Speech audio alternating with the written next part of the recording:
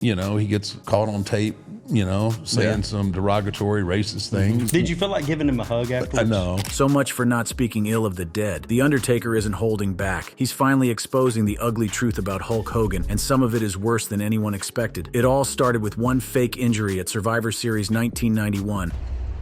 The tombstone that never injured anyone. November 27th, 1991, Survivor Series. The night that would define The Undertaker's relationship with Hulk Hogan for the next 3 decades, brothers. Picture this, a young Mark Calloway, just 24 years old, standing across the ring from the biggest name in sports entertainment history. The dead man was about to capture his first WWF championship, but what happened after that 3 count would expose the real Terry Bollea in ways that would haunt their relationship forever. You see, brothers, this wasn't just any ordinary championship match. This was the night The Undertaker was supposed to prove he belonged in the main event picture. The night he would establish himself as a legitimate threat to the established order. But Hulk Hogan, the golden goose of the WWF, had other plans brewing in that bald head of his. What transpired in those crucial moments would reveal the calculating, manipulative nature that The Undertaker claims defined Hogan's entire career. The setup began hours before the match even started, and it was orchestrated with the precision of a master manipulator. So back then, we would usually show up noon, on a TV or pay-per-view day. We show up at the arena around noon, 1 o'clock. Hogan would roll in about 4 or 5. So I remember getting there about noon, and Hogan was already there. That should have been the first warning sign, brothers. When a veteran like Hogan breaks his routine, when he shows up earlier than usual, you know something's cooking in that political mind of his. The Undertaker knew immediately that something was off about this whole situation. Red flag number 1. Red flag number 1, right? So he goes, hey kid, can I talk to you, right? So we go into one of the locker rooms, into the shower, right? That's where all the business was always done back in the day. You went into the shower. Now, brothers, for those of you who don't know the wrestling business inside and out, the shower was sacred ground. That's where real conversations happened, where deals were made, where conflicts were settled. When Hogan pulled young Undertaker into that shower, he was setting the stage for what would become one of the most elaborate deceptions in wrestling history. The conversation that followed was vintage Hogan manipulation at its finest. So he's telling me, he goes, hey, I got this neck injury. He says, I'm really nervous about taking your finish. Listen to that. Hogan was already planting the seeds of doubt in The Undertaker's mind. He wasn't just asking for protection. He was creating a narrative that would serve him after the match was over. The young dead man, being the professional he always was, gave Hogan exactly what any respectful wrestler would give a veteran. And I was like, Hulk, believe me. I said, I will protect you. I pride myself on not hurting people.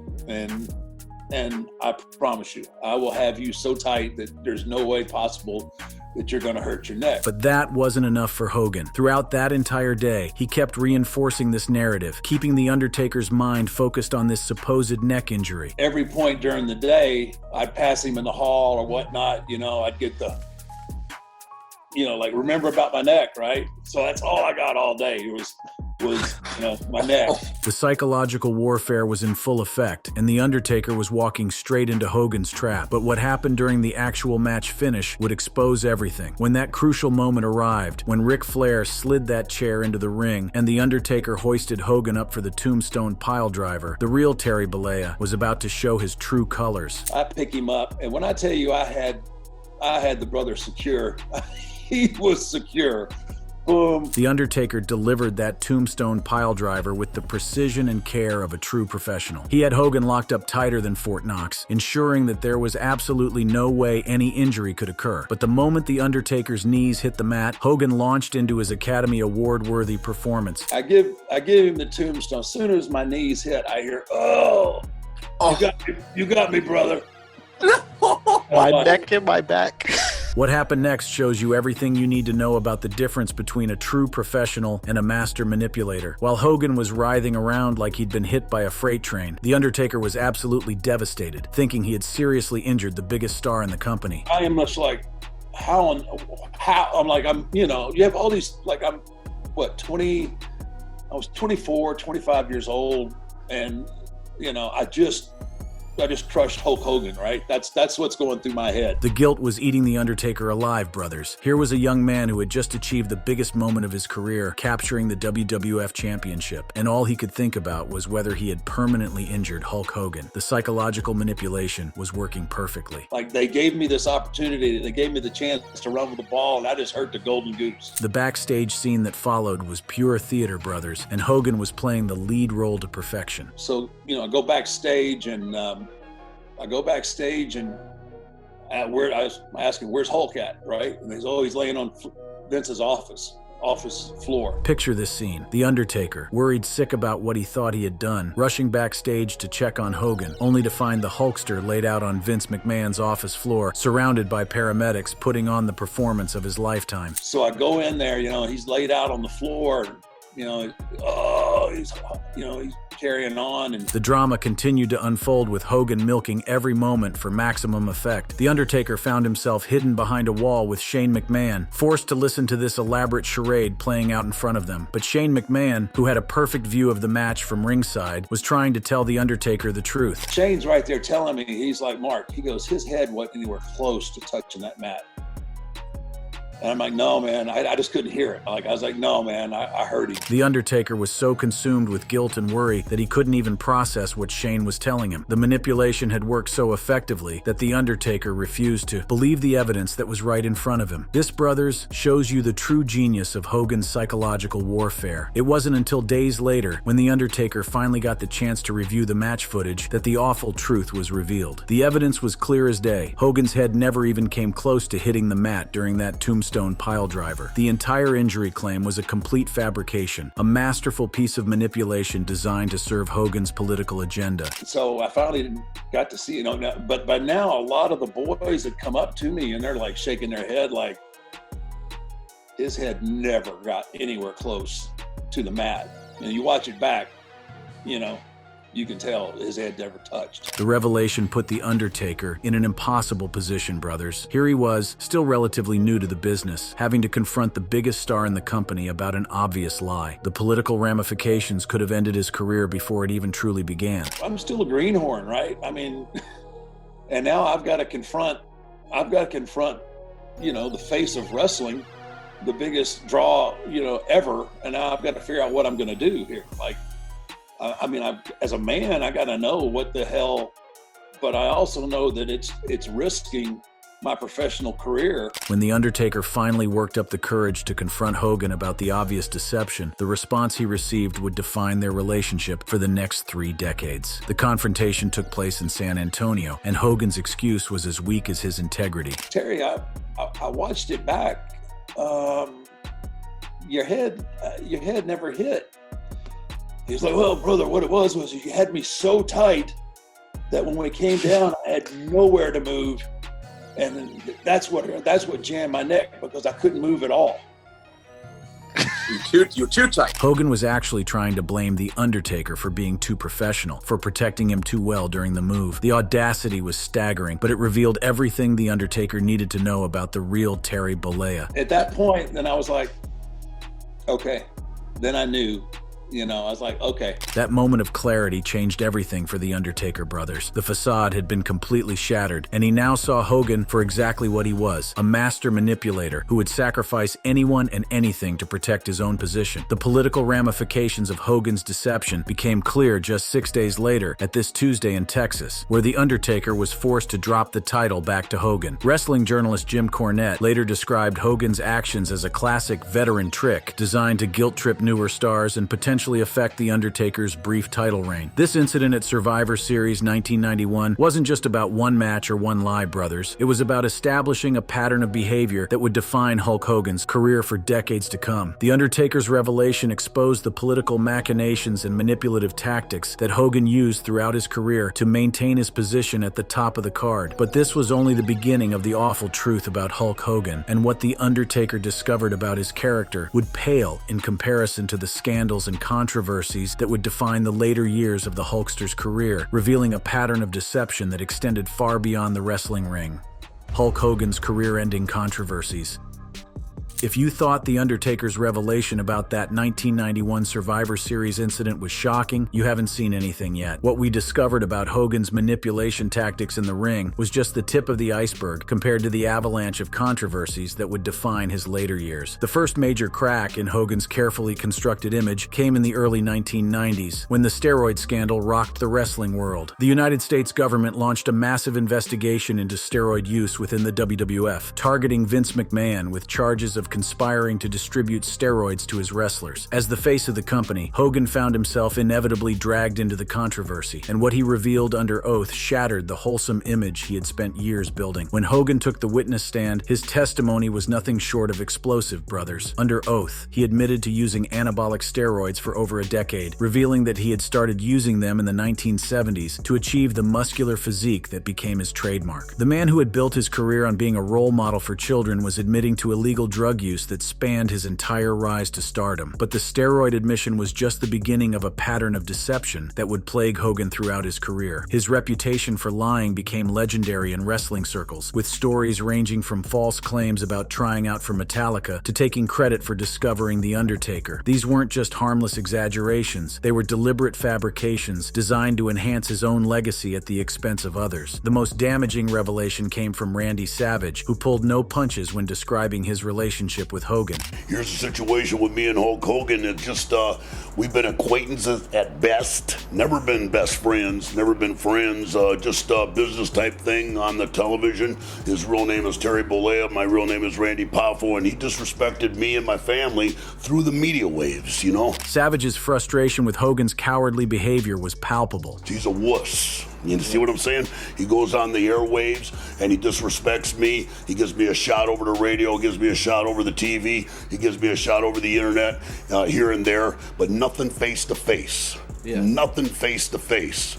Nothing face to face. You got it? But brothers, all of these controversies pale in comparison to what happened in 2012 when the tape scandal exploded across the media landscape. The scandalous tape featuring Hogan and Heather Clem, the wife of his close friend Bubba the Love Sponge, was leaked to the public. What made this scandal even more devastating was the betrayal involved. Hogan had been secretly recorded by someone he considered a close friend. The legal battle that followed was intense, with Hogan's attorney revealing the full extent of the deception. The allegations in that lawsuit state that approximately 6 years ago, the Clems secretly videotaped Mr. Hogan having private, consensual, intimate relations in a private bedroom.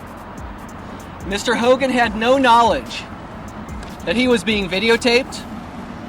He did not consent to the taping because he didn't know about it, and he would never have permitted it. Hogan sued Gawker Media for $100 million, claiming invasion of privacy and emotional distress. The case became one of the most high-profile legal battles of the decade, ultimately resulting in a verdict that awarded Hogan $115 million in compensatory damages and $25 million in punitive damages. The verdict was so devastating that it forced Gawker Media to declare bankruptcy and shut down its operations. But the real bombshell from the tape scandal wasn't the tape itself. It was what Hogan said during those private moments that would nearly destroy his career forever. In 2015, transcripts from the tape were released, and they contained some of the most offensive and racially charged language imaginable. Hogan was heard using the N-word multiple times while expressing frustration about his daughter Brooke's dating choices. The reaction was swift and devastating, brothers. WE immediately terminated Hogan's contract and removed all references to him from their website. His profile was erased from the WWE Hall of Fame, and his merchandise was pulled from the WWE shop. The company that had built Hogan into a global superstar completely disavowed him in a matter of hours. The scandal forced Hogan to make his first public apology, where he tried to explain his actions. "I'm not a racist, but I never should have said what I said. It was wrong. I'm embarrassed by it. People need to realize that you inherit things from your environment. And where I grew up was South Tampa, Port Tampa, and it was a rough neighborhood, very low income. But the damage was done, brothers. The racist comments weren't the only offensive language on those tapes. Hogan also used homophobic slurs while discussing storylines for his reality reality show Hogan Knows Best. The pattern of offensive behavior painted a picture of someone whose private beliefs were completely at odds with his public persona. The Undertaker's reaction to these controversies revealed everything about how the locker room really felt about Hogan. When the racial scandal broke, The Undertaker wasn't surprised. He had seen the real Terry Bollea back in 1991, and everything that followed was just confirmation of what he already knew. The political controversies continued to mount when Hogan aligned himself with Donald Trump's presidential campaigns. His appearance at the Republican National Convention was particularly cringeworthy, brothers, where he launched into a bizarre rant that sounded more like a wrestling promo than a political speech.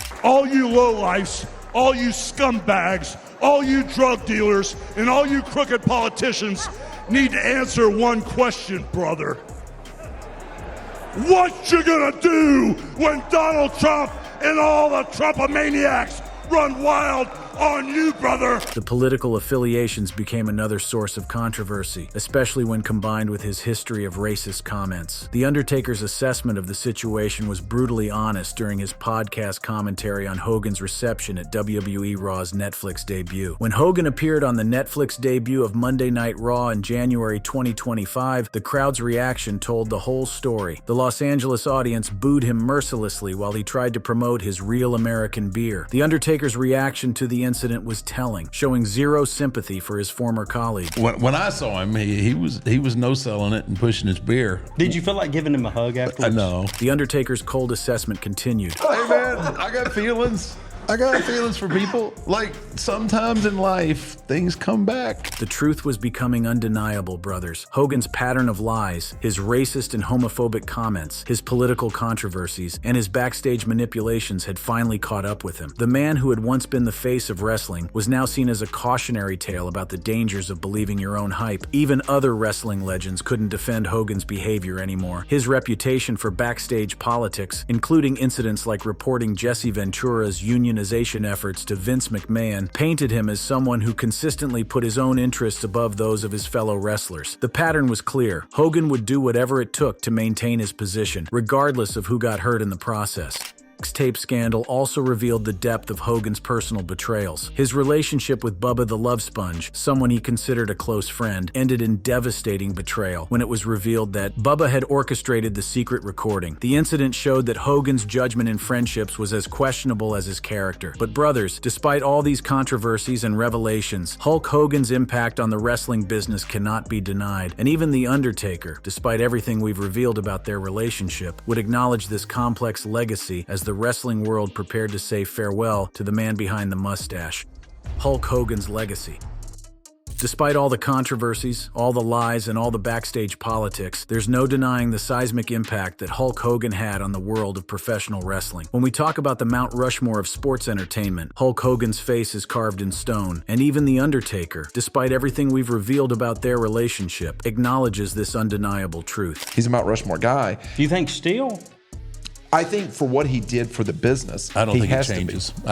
He has to be on the Mount Rushmore for what he did for the business. The Undertaker's acknowledgement of Hogan's legacy speaks volumes about the complex nature of their relationship. Despite the personal animosity, despite the lies and manipulation, The Undertaker could separate the man from the performer and recognize the immeasurable contributions Hogan made to the industry that gave them both their careers. When news broke of Hogan's death on July 25, 2025, following a cardiac arrest at his Clearwater, Florida home, the wrestling world was forced to confront this complex legacy head-on. The Undertaker's tribute on social media captured the conflicted feelings many had about the Hulkster. The wrestling world has lost a true legend. His contributions to our business are immeasurable, and for that I'm appreciative. Thank you, Hulk Hogan. This tribute, made just 3 days before our current date of July 28, 2025, represents a level of professional respect that transcends personal grievances. It shows that even someone who had seen Hogan's worst qualities could still appreciate the positive impact he had on the wrestling business. But to truly understand Hogan's legacy, brothers, we need to go back to the beginning, to the childhood that shaped the man who would become both wrestling's biggest hero and its most controversial figure. Terry Gene Bollea was born on August 11, 1953 in Augusta, Georgia, but it was his upbringing in South Tampa that would influence both his rise to stardom and his eventual downfall. Growing up in South Tampa's Port Tampa area, young Terry was exposed to a rough, low-income neighborhood environment that he would later claim influenced his use of racial language. This environment, while providing him with a toughness that would serve him well in wrestling, also instilled attitudes and language that would later destroy his reputation. As a teenager, Bollea was drawn to music before wrestling, playing bass guitar in several rock bands throughout high school. He was a tall, athletic kid who stood out in any crowd, but it wasn't until he discovered bodybuilding and wrestling that he found his true calling. The transformation from Terry Bollea to Hulk Hogan wasn't just physical, it was a complete reinvention of his identity. The young Terry Bollea who walked into his first wrestling gym was hungry, ambitious, and willing to do whatever it took to make it in the business. His natural charisma and imposing physical presence made him stand out immediately, but it was his understanding of the psychology of the business that would ultimately set him apart from his contemporaries. Hogan's breakthrough into mainstream consciousness came with his role in Rocky III, where he played Thunderlips, a wrestler who fought Rocky Balboa in an exhibition match. This exposure to Hollywood would prove crucial in establishing Hogan as more than just a wrestler. He became a cultural icon whose influence extended far beyond the wrestling ring. The launch of WrestleMania in 1985 was built around Hogan's star power, and the success of that event essentially created the template for modern sports entertainment. Without Hogan's ability to draw mainstream media attention and celebrity endorsements, WrestleMania might never have become the cultural phenomenon it remains today. His feud with Rowdy Roddy Piper and the involvement of celebrities like Cyndi Lauper and Mr. T brought wrestling into the mainstream in ways that had never been attempted before. The move to WCW in 1994 represented both a new beginning and a continuation of old patterns for Hogan. His initial run as the heroic Hulk Hogan was largely unsuccessful, as fans had grown tired of the character. But even during his peak years, there were signs of the character flaws that would later define Hogan's legacy. Stories of backstage politics, of Hogan protecting his position at the expense of other wrestlers, began to circulate among industry insiders. His creative control clauses and his ability to influence booking decisions gave him unprecedented power within the WWF, power that he would use to maintain his spot at the top of the card regardless of what was best for the company or his fellow wrestlers. The seeds of the deception that The Undertaker would witness at Survivor Series 1991 were planted during these early years of success. Hogan learned that in wrestling, perception was often more important than reality, and that controlling the narrative was crucial to maintaining his position. The techniques he used to manipulate situations to his advantage became second nature, a survival mechanism in an industry where careers could be destroyed by a single bad decision or a political misstep. Hogan's personal life during this period was equally complex. His marriage to Linda Claridge in 1983 produced 2 children, Brooke and Nick, who would later become part of his reality TV empire. But the pressures of maintaining his larger-than-life persona while dealing with the realities of family life created tensions that would eventually explode into public view decades later. The late 1980s and early 1990s marked the beginning of Hogan's decline, though his influence on the business remained significant. The emergence of new stars like The Ultimate Warrior and the changing tastes of wrestling audiences began to expose the limitations of Hogan's character. Fans were growing tired of the same old formula, and Hogan's reluctance to evolve with the times began to hurt both his career and the company's creative direction. It was during this period of uncertainty that Hogan's true character began to show more clearly. The incident with The Undertaker at Survivor Series 1991 was not an isolated event. It was part of a pattern of behavior that included manipulating younger wrestlers, protecting his own interests above all else, and using his political clout to maintain his position even when it wasn't deserved. The formation of the New World Order was arguably Hogan's greatest creative reinvention, showing a side of his personality that was perhaps more authentic than the all-American hero character he had portrayed for years. The NWO storyline helped spark the Monday Night Wars and proved that even past his prime, Hogan could still move the needle in terms of ratings and revenue. Hogan's return to WWE in 2002 was initially seen as a triumphant homecoming, but it also marked the beginning of the end for his mainstream appeal. While he could still generate nostalgia-fueled pops from audiences, the landscape of professional wrestling had changed dramatically during his absence. New stars like The Rock, Stone Cold Steve Austin, and The Undertaker himself had established themselves as the new faces of the company, and Hogan's role was increasingly that of a special attraction rather than a main event player.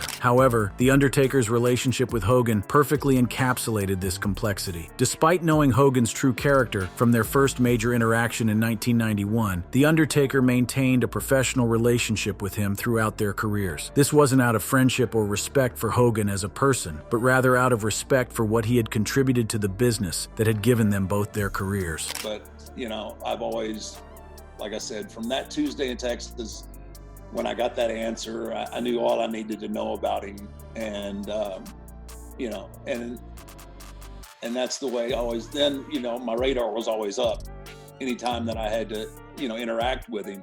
But I dealt with him, I dealt in a professional manner with him. This professional courtesy spoke to The Undertaker's character more than Hogan's. Even when he had every reason to harbor resentment and animosity, The Undertaker chose to take the high road and maintain his professionalism. It's a lesson that speaks to the kind of man Mark Calloway is, someone who can separate personal feelings from professional obligations. In his final years, Hogan seemed to recognize the damage his behavior had caused to his legacy. His attempts at apologies and rehabilitation were met with mixed reactions from fans and fellow wrestlers alike. The booing he received at WWE Raw's Netflix debut in January 2025 showed that many fans were not ready to forgive or forget his past transgressions. As The Undertaker said in his tribute following Hogan's death, the wrestling world lost a true legend whose contributions to the business were immeasurable. But perhaps the most important lesson from their complicated relationship is that it's possible to acknowledge someone's professional impact while never forgetting the personal disappointments they caused along the way. That might be the most honest tribute of all, one that honors the legend while never forgetting the man behind the mustache and all his very human flaws. Thank you for watching. If you enjoyed watching this video, click on one of the boxes playing on your screen to watch more similar content.